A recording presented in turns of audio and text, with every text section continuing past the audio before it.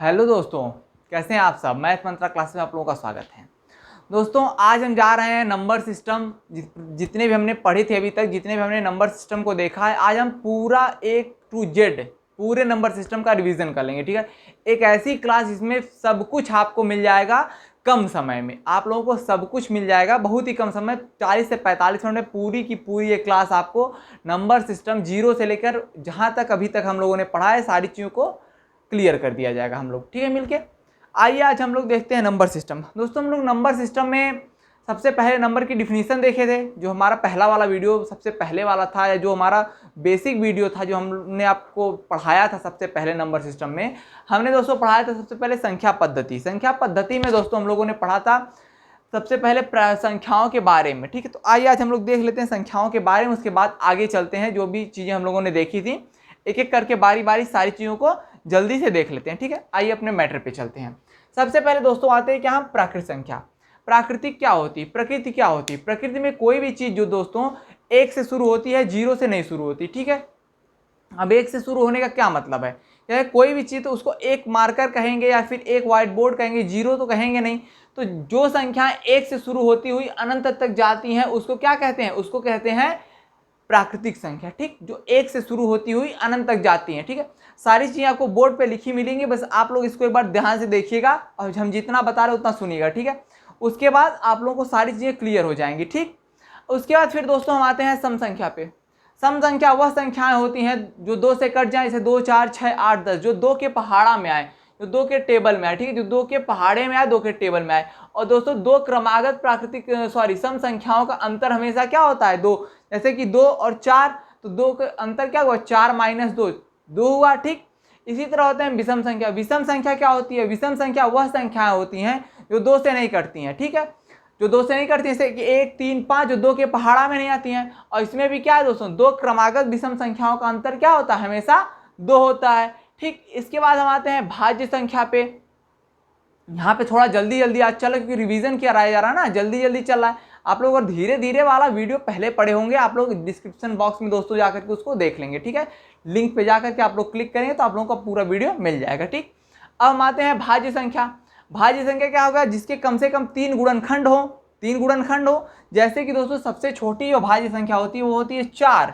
ठीक, अब जैसे कि 3 गुणनखंड, 4 किससे कटेगा, 1 से कटेगा, 2 से कटेगा और 4 खुद से कटेगा। ठीक, तो 4 क्या हुआ, 4 1 से कटेगा, 2 से कटेगा और 4 से भी कटेगा, तो 4 के 3 गुणनखंड हो गए। तो ऐसी संख्याएं जिनके कम से कम क्या हो, 3 गुणनखंड हो, वह क्या कहलाती हैं, वह कहलाती हैं भाज्य संख्या। ठीक, अब अभाज्य संख्या क्या होता है, वह संख्याएं जिनके 3 से कम गुणनखंड हो, मतलब 2 गुणनखंड हो। जैसे कि 2 हो गया, 3 हो गया, 2 किससे कटेगा, 1 से कटेगा और 2 खुद से कटेगा। ठीक, और सबसे छोटी दोस्तों क्या होता है, सबसे छोटी जो अभाज्य संख्या होती है वह 2 होती है। जितने भी चीज़ों पे सर्किल लग रहा है उसको आप लोग नोट डाउन कर लीजिएगा। जैसे कि सबसे छोटी अभाज्य संख्या 2, सबसे छोटी भाज्य संख्या 4। ठीक, अब जैसे कि एक क्या है, अब पूछता है कभी कभी पेपर में कि एक क्या है, भाज्य है या अभाज्य है। तो दोस्तों एक ना तो भाज्य में आती है ना तो अभाज्य में आती है, क्योंकि एक सिर्फ खुद से ही कटती है। ठीक, और किसी संख्या से तो एक कटेगा नहीं, तो एक ही इसके फैक्टर हो रहे हैं, एक ही चीजें हो रही इसकी। ठीक है सॉरी। इसके बाद एक क्या होगा, एक ना तो भाज्य ना तो अभाज्य। अब आते हैं परिमेय संख्या। परिमेय संख्या दोस्तों क्या होती है, वह संख्या इसको P/Q के रूप में लिखें। जैसे कि देखिए 2, 2 मतलब P क्या होता है, अंश होता है, Q क्या होता है, हर होता है। तो 2/3 में क्या है, 2 अंश है, 3 हर है। जहाँ पे दोस्तों क्या होता है, Q 0 के बराबर नहीं, मतलब जो नीचे वाला हर है, जो हमारा Q है, यह 0 के बराबर नहीं होगा। इसका उदाहरण आप लोग देखिए, जो 0 है यह क्या आती है, एक परिमेय संख्या के अंतर्गत आता है।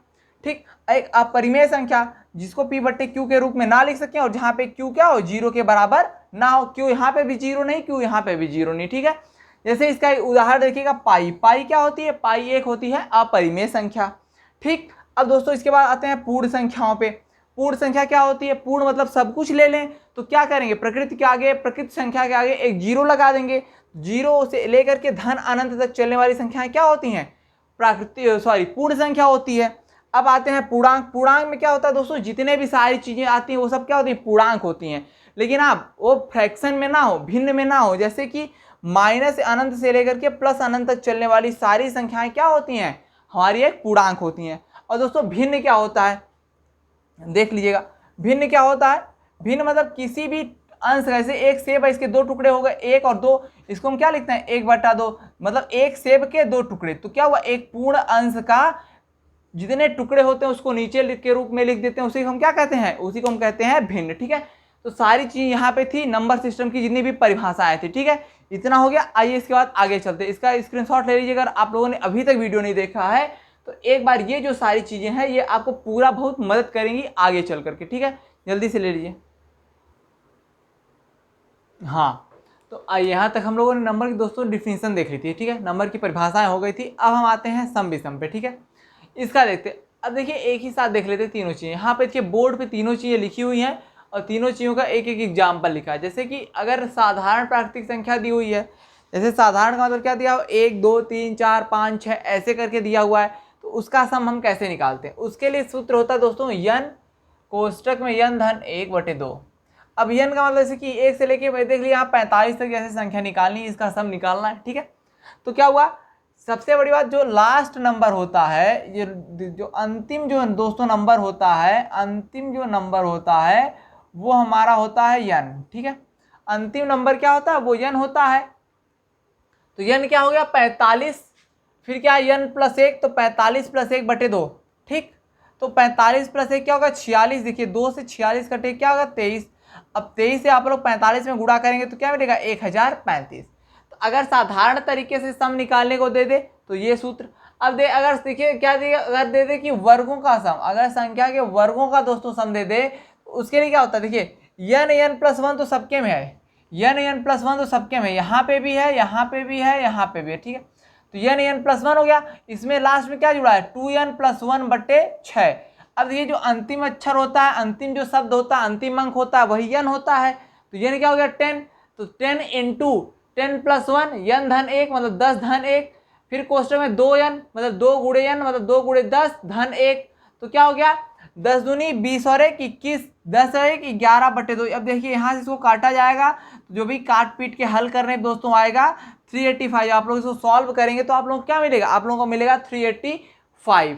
ठीक, ये सम का हो गया। अगर वर्ग दिया है तो इस तरह सम निकालते हैं। अब ये क्यूब कभी कभी देता है 1 की घाते 3 धन 2 की घाते 3 धन, ऐसे ऐसे करते करते 10 की घाते 3 तक मान लीजिए दे दिया। अब इसका आप लोगों से सम पूछ लिया। इसके लिए क्या होता है, जैसे हमने साधारण का देखा था उसी तरह इसका है। बस क्या है यहाँ पे भाई एक एक एक जोड़ना। अब यहाँ पे तीन तीन संख्या जोड़नी, तो यहाँ क्या करें, यहाँ घात क्या लगा देंगे, पूरे की घात लगा देंगे 2। तो 10 × 10 धन 1 n धन 1 ये सूत्र हमारा है बटे 2, और इसका पूरे घाते 2। इसको जब आप हल करें क्या मिलेगा दोस्तों 3025 मिलेगा। आप लोग इसको हल करेंगे तो मिलेगा 3025। तो ये देखिए सम का था, साधारण सम, वर्ग का सम, घन का सम, तीनों का एक एक उदाहरण। अब इससे रिलेटेड जब आप लोग क्वेश्चन लगाएंगे तब समझ में आएगा कहाँ पे क्या आ रहा है। ठीक है, अब देखिए एक और पॉइंट देखिएगा, 4 प्राकृतिक संख्याओं का जो गुणा होता है वो 24 से क्या होगा भाग, उसमें 24 से पूरी तरह वो संख्या 24 से कट जाएगी। देखिए जैसे 1 × 2 × 3 × 4 लगातार 4 प्राकृतिक संख्याएं क्रमागत हैं, उनके बीच कोई अंतर नहीं है। तो 4 3 12, 12 दूनी 24, 24 से कम 24, तो 24 क्या होगा 24 से कट जाएगा। अब यहाँ देखिएगा 2 × 3 × 4 × 5 तो 5 चौक 20, 20 यहाँ 60, 60 दूनी दोस्तों 120, और 120 24 से आप काटेंगे तो क्या आएगा 5। तो प्राकृतिक संख्याएं क्या हो गई, तीनों हो गई। आप लोग इसका स्क्रीनशॉट ले लीजिए। हाँ, तो दोस्तों आइए अब देखते हैं इसके बाद विषम संख्या। ठीक है, विषम संख्या सबसे बड़ी बात तो क्या होती है, अभी हम लोगों ने डिफिनीशन देखा, अभी हम लोगों ने परिभाषा देखी दोस्तों। विषम संख्या क्या होती है, विषम संख्या वह होती है जो 2 से ना कटे, जैसे कि 1 3 5 और 7 जैसे ये संख्याएं क्या होती हैं विषम होती है। ठीक है, विषम संख्या क्या होती है जो 1 3 से स्टार्ट होते हुए जाए। इसमें यनवा पद ज्ञात करना, यनवा पद मतलब क्या होता है लास्ट नंबर। ठीक है, लास्ट नंबर होता है। ठीक है, अब देखिए यनवा पद ज्ञात करने का सूत्र हमारे पास क्या होता है 2n - 1। अभी हम इसका क्वेश्चन में आगे प्रयोग कर लेंगे। ठीक है, ये होता है सूत्र। अब योग कैसे, योग सबसे आसान है, जो n आए उसी का होल स्क्वायर कर दीजिए सम निकल जाएगा। ठीक है, n जो आए उसका होल स्क्वायर कर दीजिए उसका सम निकल जाएगा, ये होता है योग का सूत्र। अब देखिए अंतिम पद n क्या होता है, n मतलब कितने नंबर हैं, जैसे कि 1 2 3, जैसे 1 है 3 है 5 है 7 है, 4 नंबर हैं 1 3 5 और 7। अब इसमें n निकालना, तो n निकालने क्या होता है अंतिम पद क्या है 7, उसमें क्या करते हैं 1 को जोड़ देते हैं 2 से भाग दे देते हैं। जैसे यहाँ पे एक एग्जाम्पल दिखेगा, अंतिम पद क्या है 1 से 49 तक में सबसे पहले तो ये पता करना है कितने नंबर हैं, तो अंतिम पद क्या है 49। 49 में क्या करेंगे हम 1 को ऐड कर देंगे और इसके बट्टे 2 कर देंगे। 49 धन 1 बट्टे 2, 49 और 1 कितना होता है 50 होता है। और 50 में हम 2 से भाग देंगे तो क्या मिलेगा हमको मिलेगा 25। ठीक है 25 मिलेगा। अब योग का सूत्र क्या होता है n स्क्वायर, तो n स्क्वायर मतलब 25 का होल स्क्वायर। 25 का होल स्क्वायर कितना होता है 625। 25 गुणे 25 जो आप लोग करेंगे तो मिलता है दोस्तों 625। ठीक है ये तो साधारण था, अगर साधारण तरीके से पहले नंबर से दे दे। कभी कभी क्या करता है 20 से देता है, जैसे कि मान लीजिए दे दिया 50 तथा 100 के बीच की विषम संख्या निकालने के लिए, तो 50 से 100 हमारे पास सूत्र जो होता है वो हमारा शुरू से होता है, वो हमारा 1 से स्टार्ट होता है। ठीक है अब हमारे पास क्या है, सबसे पहले तो 1 से 99 तक, क्योंकि 100 तो सम संख्या हो गई तो 99 विषम है, तो 99 तक का सम निकालते हैं। तो अंतिम पद धन 1 बटे 2 का होल स्क्वायर। अब हम तो 1 से 99 तक निकाले हैं, लेकिन हमको 50 तक चाहिए, 50 से 100 चाहिए। हमें क्या करेंगे हमारा 49 तक का जितने भी सम संख्या जितनी विषम संख्याएं होंगी उनके सम को क्या करेंगे घटा देंगे, तो माइनस के चिन्ह के साथ ये लिख देंगे। तो अंतिम पद क्या हुआ 49 धन 1 बटे 2 इसका होल स्क्वायर, मतलब इसकी घाते 2 पूरे का वर्ग। ठीक अब 100 99 और 1 क्या होगा 100, 100 बटे 2 करेंगे तो क्या मिलेगा 50, 50 की घाते 2 माइनस 49 और 1 क्या करेंगे 50, 50 बटे 2 करेंगे क्या मिलेगा 25, 25 की घाते 2, तो 50 का स्क्वायर होगा क्या 2500, 25 का क्या होगा 625, यहाँ भी देखे थे। अब इसमें घटा देंगे क्या मिलेगा 1875। ठीक है तो विषम में 2 चीजें पूछा जाता है जो दोनों हो गई। ठीक एक बार आप लोग इसका स्क्रीनशॉट ले लीजिए। हाँ दोस्तों आइए हम लोगों ने सम देख लिया था, ठीक है सॉरी विषम देख लिया था, अब देखते हैं सम। सम क्या होता है, सम वो होता है जो 2 से कटे, 2 4 6 8 जो 2 के पहाड़े में है दोस्तों, वो होता है क्या सम संख्या होती है। अब सबसे बड़े इसमें जो यनवा पद होता है, यनवा पद का क्या मतलब हो गया, क्या अंतिम पद है। अब इसका मतलब क्या होता है, जैसे कि मान लीजिए मेरे पास दिया हुआ है, यहाँ आप देखिएगा दिया हुआ है 2 4 6 8। अब पूछिए हमसे यनवा पद मतलब अंतिम पद क्या है, हम पहले टर्म गिनते हैं 1 2 3 4, 4 हमारे पास है 2n मतलब कि 2 गुणे 4, तो हमें क्या मिला दोस्तों 8 मिला। अंतिम पद मेरा क्या हो गया 8 हो गया।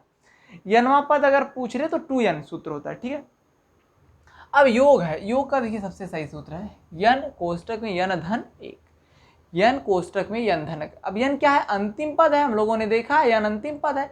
अब यन निकालते कैसे हैं, यन क्या होता है नंबर ऑफ टर्म्स होता है, कितने नंबर ऑफ टर्म हैं इसमें, कितने नंबर ऑफ संख्याएं हैं। ठीक है अब उसमें क्या करते हैं यन कैसे निकालते हैं, यन मतलब क्या होता है अंतिम पद बटे 2, जैसे यहाँ पे 8 था 2 4 6 8 4 संख्याएं थी, अंतिम पद मतलब 8 बटे 2 करेंगे क्या मिलेगा हमको दोस्तों 4 मिलेगा।